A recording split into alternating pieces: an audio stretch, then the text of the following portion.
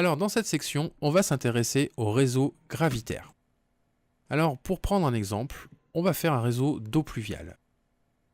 Alors je vais commencer par aller insérer sur... Alors si je regarde mon bâtiment en 3D, voilà, je me rends compte que j'ai des toitures terrasses. Alors je vais commencer par aller mettre des avaloirs sur ces deux terrasses ici là.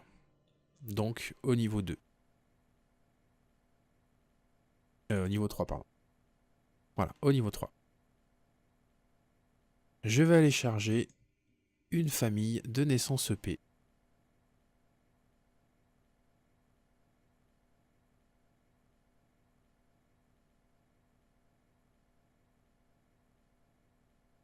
Là. Voilà. Alors, minimum 2 par terrasse. On va pas faire le calcul pour savoir combien d'EP il me faudrait et en quel diamètre. On va en mettre 2 en DN100.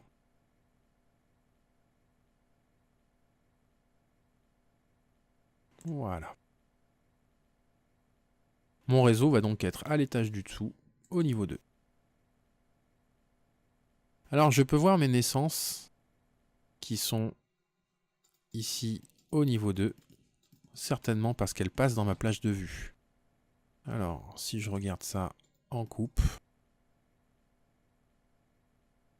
Donc là, elle est là ma naissance. Donc effectivement, elle rentre dans ma plage de vue, puisque la naissance traverse la dalle. Bon, si je veux vraiment être précis, il faudra ensuite les masquer dans cette vue-là. Mais je vais d'abord commencer mon réseau. Alors, comme à chaque fois, le plus simple, c'est de partir de quelque chose d'existant. Donc depuis ma naissance, en utilisant ce picto, je génère une canalisation. Attention à bien choisir ici le type de canalisation qui va bien. Du PVC évacuation fera très bien l'affaire. Je fais attention également au système utilisé. Par défaut, Revit a choisi des eaux usées. On va mettre des eaux pluviales. Voilà.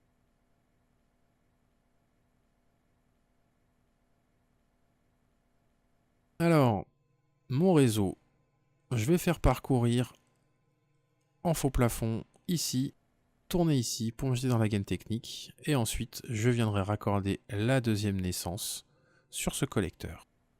Alors, je vais commencer mon réseau dans ce sens-là.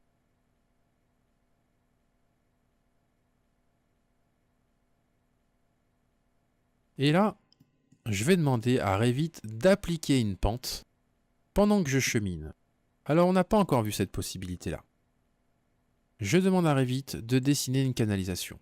Et ici, j'ai des commandes qui me permettent de choisir une inclinaison. Alors, pas d'inclinaison, inclinaison désactivée, inclinaison vers le haut, inclinaison vers le bas. Bien sûr, on va choisir vers le haut ou vers le bas en fonction du sens dans lequel on modélise notre réseau. Là, dans ce cas, ça va être une inclinaison vers le bas. Quand j'ai choisi de faire une inclinaison, Revit m'ouvre ce menu déroulant et je peux choisir une pente. 1,5% par exemple. Et là, plus j'avance, si je mets ma souris bien droite et que j'avance, on voit le tuyau qui automatiquement va prendre une pente constante de 1,5%. Je vais continuer mon réseau au-dessus. Alors là, il va vraiment falloir faire un usage excessif de l'option ici qui s'appelle, voilà, hériter l'élévation. La justification de mon tube est en constante évolution. Il est donc important de rappeler à Revit qu'on veut hériter de l'élévation à partir de laquelle on démarre. Et je peux continuer mon réseau. Je vais tourner ici, je vais tourner ici, je vais tourner ici. Voilà. Maintenant, je souhaite que ma descente aille par terre, donc jusqu'à 0 de ce niveau-là. Si je lui demande ici un décalage à 0 et que j'appuie sur Entrée et ensuite Appliquer, il va directement par terre. Alors, du moment que j'excède la pente de 1,5%, il ne cherche plus à appliquer une pente. Le tuyau descend tout droit. Je vais vérifier quand même si je suis encore dans le faux plafond. ici, juste avant la pénétration dans la gaine technique, qui peut le plus, peut le moins. Voilà, je suis encore dans le faux plafond. Ensuite, admettons que je veuille venir jeter ici cet avaloir dans ce collecteur. Alors, je vais démarrer mon réseau comme tout à l'heure. En utilisant une coupe, je vais faire une amorce. Générer un tuyau. Je suis bien en PVC évacuation. J'ai bien une pente vers le bas à 1,5. Une amorce droite. Et ensuite, je chemine. Ah, coup de bol. Je passe juste sous la poutre. C'est parfait. Et je vais continuer mon réseau. Et je lui indique bien d'hériter l'élévation.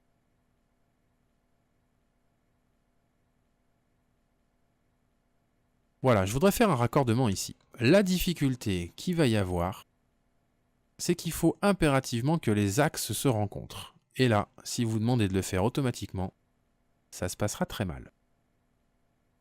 Il faut donc faire une amorce sur ce réseau-là, et ensuite aligner sur le côté et sur le dessus les deux morceaux de tube.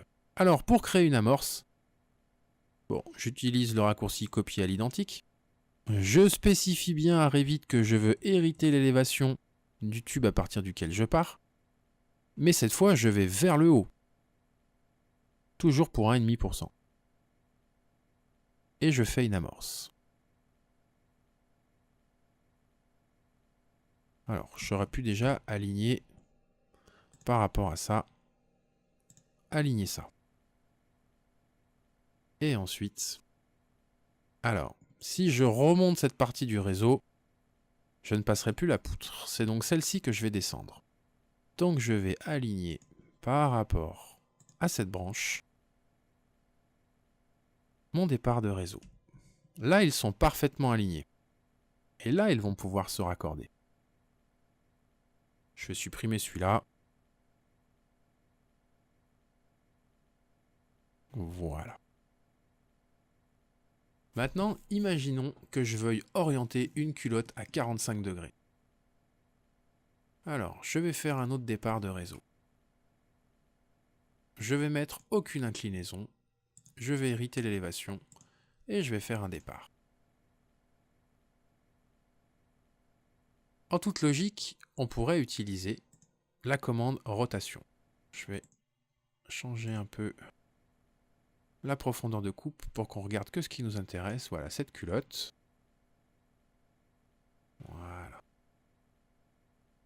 Alors, si je veux prendre ça et que je veux effectuer une rotation, le problème, c'est de lui indiquer le centre de rotation, puisque ma pièce est penchée. Revit est incapable de trouver un axe correct dans ce cas-là. Voilà, je vais regarder ce qui se passe en vue de dessus. Voilà. On voit clairement que la culotte s'est penchée, que mon réseau s'est décalé. Et si je fais ça sur l'ensemble de mon réseau, ben les problèmes vont vite arriver. Alors, je ne vais pas utiliser cette méthode-là. Je vais revenir en arrière. Voilà. Une pente à 100%, ça équivaut à une inclinaison à 45 degrés. Je vais donc aller me fabriquer une pente à 100%. Dans l'onglet Système, je vais dans les paramètres de génie climatique. Et dans la section paramètres de canalisation, j'ai une section inclinaison. Voilà ma liste de pentes. Et je vais ajouter une nouvelle inclinaison. Alors ici, il faut l'exprimer en pourcentage. Une pente à 100%. OK. OK. Cette pente peut maintenant être utilisée. Alors, je vais dire que je veux faire du PVC, copier à l'identique. Je vais hériter l'élévation. Je vais aller vers le haut pour une pente de 100%. Et voilà. Ma culotte est parfaitement orientée. Alors on peut voir qu'il y a un léger décalage ici sur le départ du tuyau. On peut le corriger assez facilement en prenant dans Annoter une petite ligne de détail qu'on positionnera par exemple à l'extrémité. Et on va demander à Revit d'aligner sur cette ligne-là l'amorce de tuyauterie.